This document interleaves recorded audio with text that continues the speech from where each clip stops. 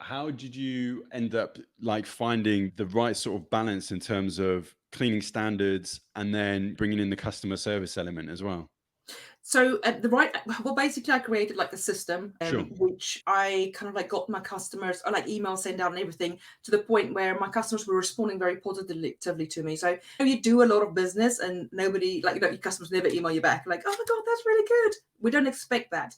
But what my system does is build up this who you want to be. Like all the emails and everything I did was done so that the customer felt amazing. Like a customer don't remember what you do or say, but it's how you make them feel.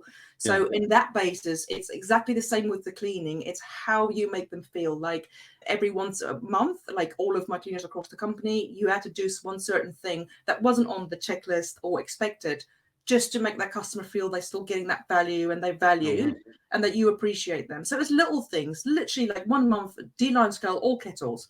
And it's simple, but customers were sharing it going, oh my God, look at my kettle inside. I've never Yeah. seen it this clean. And this is about how you make your customer feel, once again, rather than, oh, here's a service. I come and clean, pay my invoice. It was all done with a lot of love in between, because I wanted the customers to feel like we really cared. They Yeah. need to feel that. And that's kind of like how it was based.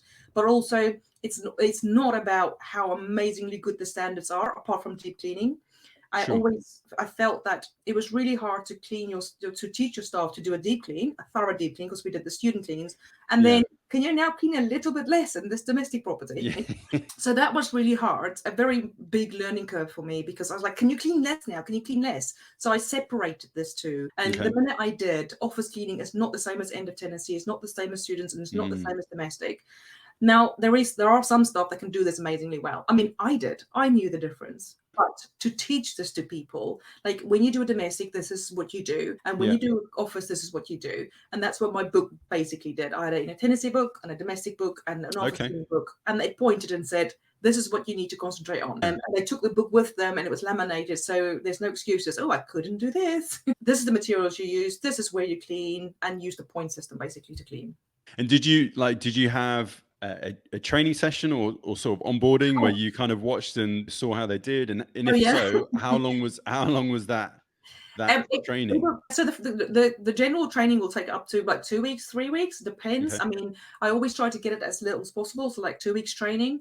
When I first started, that was hard as well, because I literally just had people coming to my house to train, because I was Yeah. like, I didn't Yeah. want to take them like into customers' houses and then the customers see this, and then I have to explain this to the customer, and I lost a few customers through that. So then I started like just on my own, invite people to my house, and I don't Your invite house must have people been spotless at all times, regardless. well, the point. So, and then I would basically say to them, this is the materials I like to use. There's a bathroom, couple of hours, clean it to the best of your ability, but not an independency clean. So not spotlessly clean. So it's everything's brand new, just a normal everyday house clean, what you think it is. And then I used to judge them from there.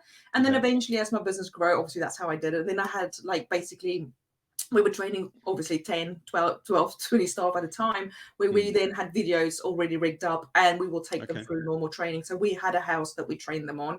It was normally, that sounds horrible, one of the staff's houses. Then we literally Okay. had a run, because in my company, the staff member of the month got our house cleaned Oh, that nice. month. Oh my God, what a great incentive.